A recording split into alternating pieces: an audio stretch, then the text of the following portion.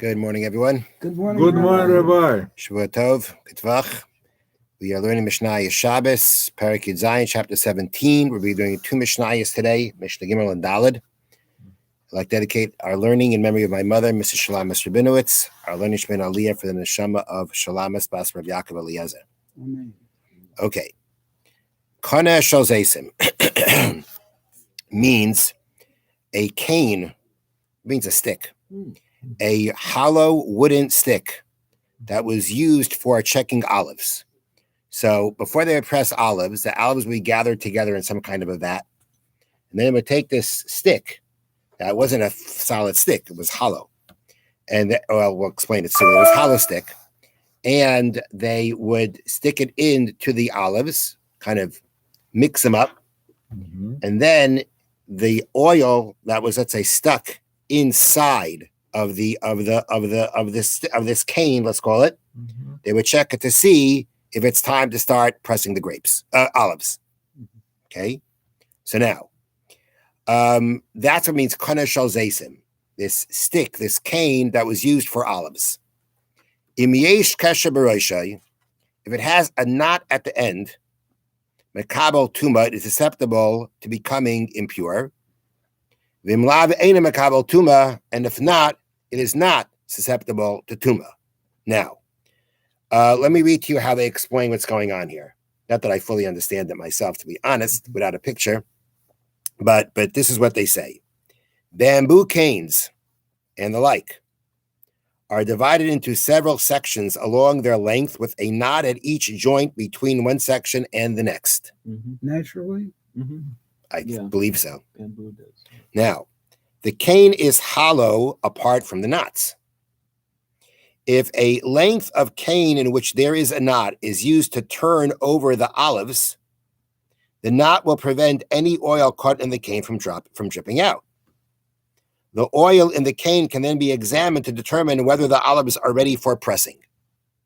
That's what's going on. That's the process here. Mm-hmm. So the Mishna says that if it has a knot at the end, which means that the oil that is going to go in is going to stay in. So then we say it is mekabel tuma. It's susceptible to tuma. If a source of impurity, ritual impurity, would come into contact with it, a dead sheretz, a dead body, a carcass of an animal, it would become tameh. If it doesn't have a knot at the end, which I'm not sure what that means, Yeah. if we're talking about a natural thing, it's natural. Well, so I don't know what it means if it doesn't have a knot. Maybe it means you kind of hollowed it out and there's nothing stopping. The point is, if there's no knot at the end, it's not going to hold the oil. The oil's going to drip out. I don't know what the exact case is. What do I mean it doesn't have a knot? I don't know what that means. I don't know how it is that way. But whatever it is, at the end of the day, without that knot at the end, the oil is going to come out. And therefore, the point is this. The point is that when it comes to tuma, let me again read to you from the bottom here. Only people, food, and utensils, kalim, can become tameh. A wooden instrument, this is specific to a wooden instrument, is not deemed a utensil, kli, in this context, I mean in the context of tuma, unless it has a cavity in which liquid or other items can be held.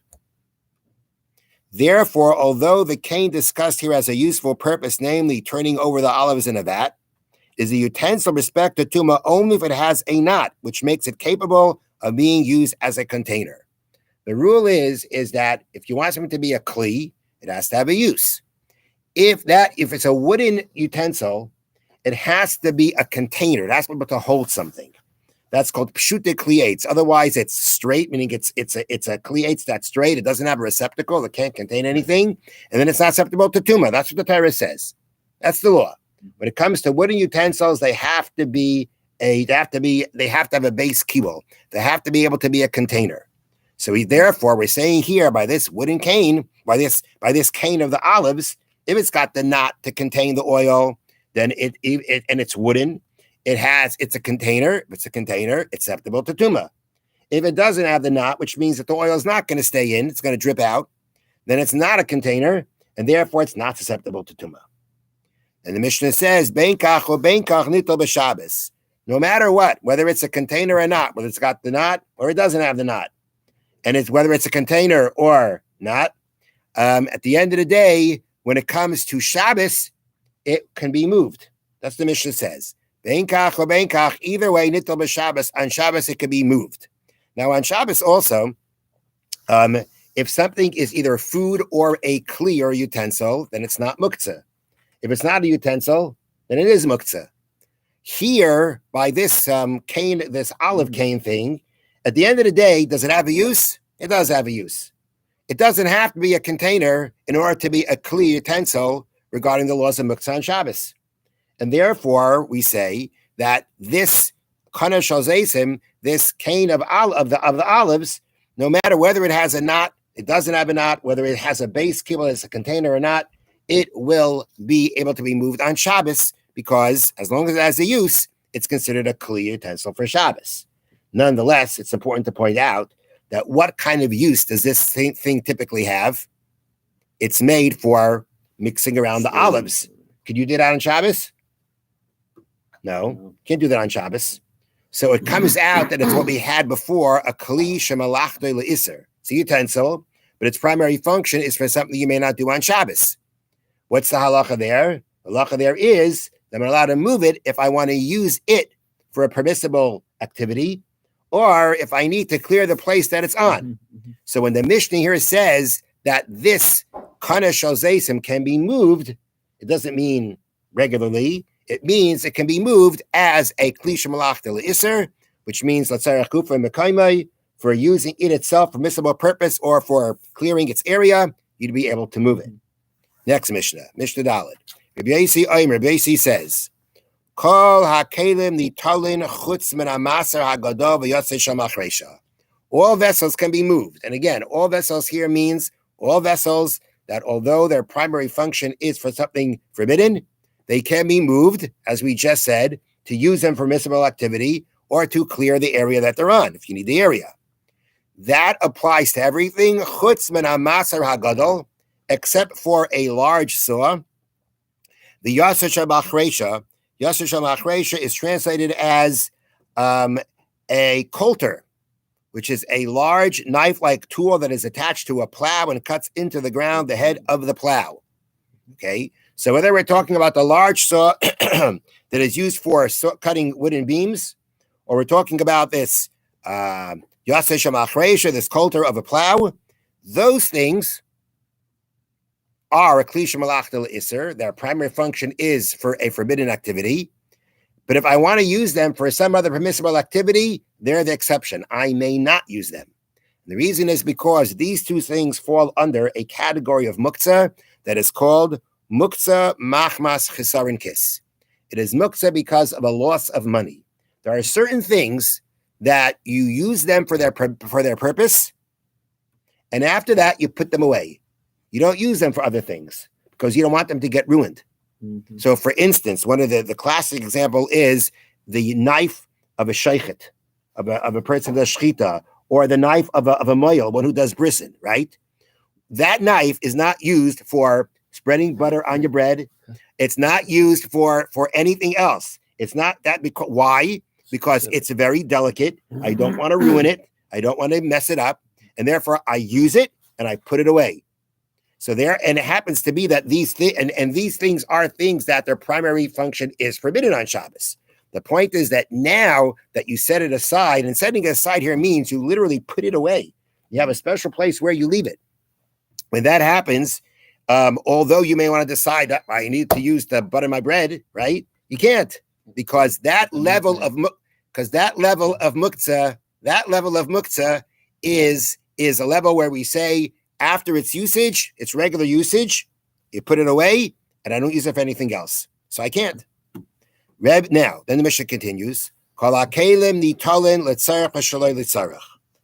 vessels, and here it means vessels that their primary activity is permissible. A spoon, a fork, a container.